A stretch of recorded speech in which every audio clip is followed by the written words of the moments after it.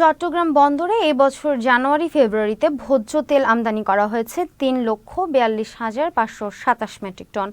চট্টগ্রাম বন্দরের বহির্নোঙরে mother vessel হতে মালামাল লোড করার পর লাইটার জাহাজসমূহ ৭২ ঘণ্টার মধ্যে দ্রুত বন্দর সীমা ত্যাগের জন্য আদেশ জারি করেছে বন্দর কর্তৃপক্ষ।